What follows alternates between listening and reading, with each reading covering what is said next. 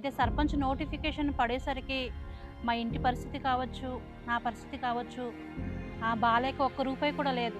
ఒక యూట్యూబర్‌గా, ఒక social media యాక్టివిస్ట్‌గా నేను గిరిజన ప్రాంతంలో మారుమూల ప్రాంతాలకు వెళ్తున్నప్పుడు, అక్కడే ఉండే యువత రాజకీయాలకు రావాలని ఒక ఆసక్తి చూపించడం నేను కళ్ళారా చూశాను. అంటే ఆర్థిక పరిస్థితులు వాళ్ళ దగ్గర బాగోలేకపోయినప్పటికీ, రాజకీయాలకి రావాలి, వచ్చి ఏదో ఒకటి చెయ్యాలి అనే ఒక తపన వాళ్ళలో నేను చూడడం అది నాకు సంథింగ్ ఏదైనా చేస్తే బాగుంటుందని చెప్పి ఈ డాక్యుమెంటరీని తీసుకురావడం జరిగింది. రాజకీయం దేశాల్ని పరిపాలిస్తున్న ఒక శక్తి. చాలా మంది రాజకీయాల్లోకి రావాలి, రాణించాలి, విజయాలు సాధించాలి అని కలలు కంటుంటారు. రాజకీయంలో ఉండే పలుకుబడి, డబ్బు, ఇలా ఇతర ఫేమ్ అండ్ నేమ్ ఉంటుంది. రాజకీయం అంటే డబ్బున్న వారే పోటీ చేయలేని మాట ఎప్పుడో పోయింది. సాధారణ వ్యక్తులు కూడా పోటీ చేసి విజయాలు సాధిస్తున్నారు. అల్లూరి జిల్లాలో ఉండే గిరిజన యువత ఈ రంగంలో ఆసక్తి చూపుతున్నారు. ఉన్నత చదువులు చదువుకొని ఉద్యోగాలు కాదని రాజకీయాల వైపు ఆసక్తి చూపిస్తున్నారు. ఆర్థికంగా వెనుకబడ్డ కుటుంబాల నుంచి రాజకీయాల్లోకి వస్తున్నారు. ఆర్థిక బలంతో కాదు, ప్రజాబలంతో ముందుకు వెళ్తామని అంటున్నారు. నిత్యం జనాల్లో మమేకమై ఉంటున్నారు. ఇంతకీ వాళ్ళ నిజ జీవితం ఎలా సాగుతోందో ఈ చిన్న డాక్యుమెంటరీలో చూద్దాం. ఈ డాక్యుమెంటరీలో నేను కొంతమందిని సెలెక్ట్ చేసుకున్నాను. అందరూ యువ నాయకులే. రాజకీయ నాయకులు అన్నాక ఆర్థికంగా చాలా కష్టాలు ఉంటాయండి. నేను సర్పంచ్గా స్టార్టింగ్లో ఎలాగైనా సర్పంచ్ అవ్వాలి, ప్రజలకి సేవ చేయాలి అనే ఒక ఉద్దేశంతో సర్పంచ్ అవుదాం అనుకున్నాను. అయితే సర్పంచ్ నోటిఫికేషన్ పడేసరికి మా ఇంటి పరిస్థితి కావచ్చు, నా పరిస్థితి కావచ్చు, బాలేక ఒక్క రూపాయి కూడా లేదు. కానీ ఆ రోజుల్లో కూడా నేను ఎప్పుడు ఈ వెనుకడు వేసి ఇంకెందుకులే వదిలేద్దామనే భావన నాలో ఎప్పుడు కలగలేదు. మరి వాళ్ళు సాయం చేయడం, కుటుంబ సభ్యులు సాయం చేయడం, ఇప్పుడు నా ప్రజలకి చిన్న చిన్న అవసరాలు కూడా నా చేతుల్లో డబ్బులు లేకపోయినా అప్పు తీసుకొచ్చి అభివృద్ధి చేయడమో, కొన్ని సొంత పనులు కూడా నేను చేసిన రోజులు ఉన్నాయి.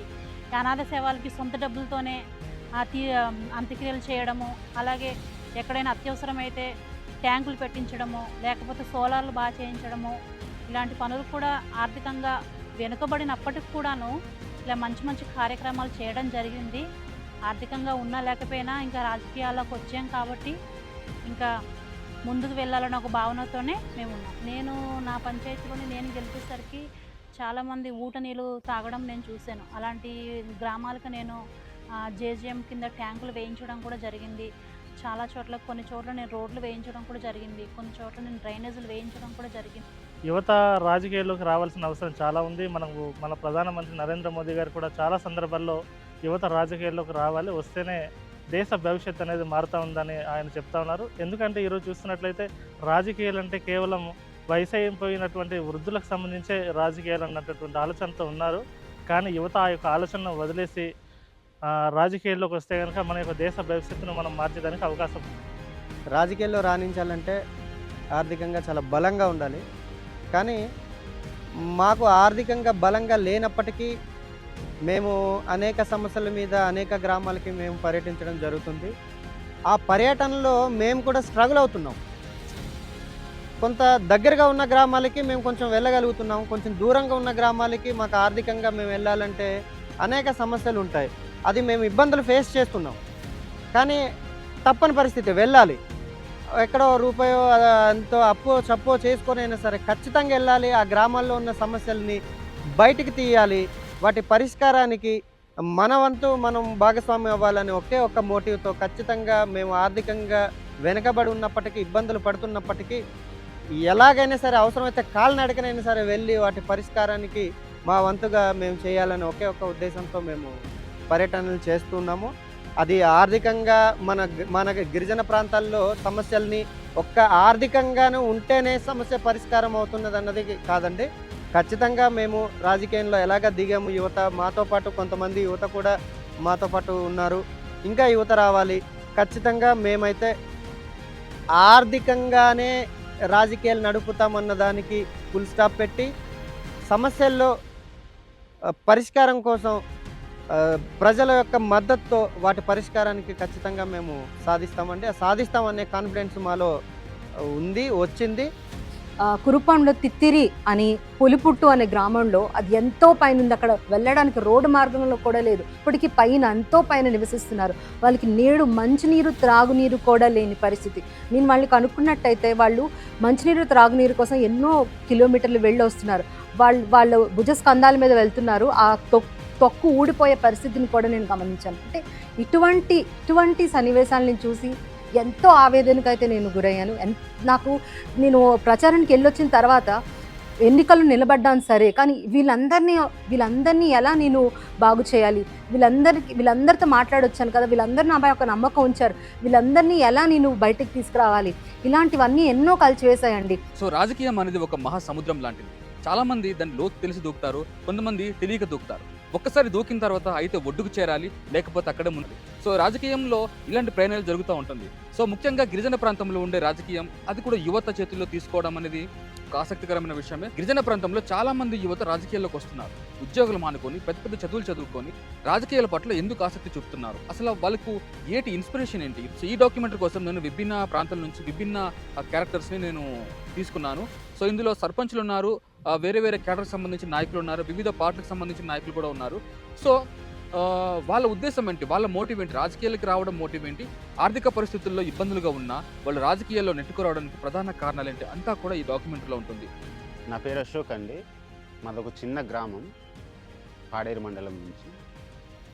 నేను చదువుకున్నాను. ఇంకా అర్హతలు క్వాలిఫికేషన్స్ అంటే లాస్ట్ డిఎస్సి కూడా లాస్ అయ్యాను, కోల్పోయాను. అయితే నేను వృత్తిరీత్యా వ్యవసాయమే చేసుకుంటూ ఉంటాను. మా తల్లిదండ్రులు కూడా వ్యవసాయమే ప్రధాన ఆధారం కాబట్టి వాళ్ళ వ్యవసాయాన్ని నేను కంటిన్యూ చేస్తూ ఉన్నాను. అదే నా జీవనాధారం. అయితే నేను రాజకీయాలకి రావడం ఎవరు ఇన్స్పైర్ చేసేదానికంటే నాకు నేనుగా, అంటే ఏం కోల్పోతున్నాము గిరిజనులుగా ఈ ప్రాంతానికి, ఈ దేశానికి మొట్టమొదటి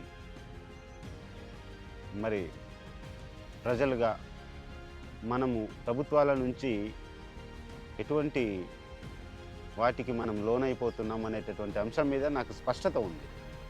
సో అటువంటి అంశాలు గిరిజన జాతికి ఎటువంటి ప్రభావితం చేస్తుందనే దాని మీద రాజ్యాంగం కల్పించబడినటువంటి హక్కులు, చట్టాలు ఒక ఎత్తు అయితే వాటి నిర్వీర్యం ఒక ఎత్తు.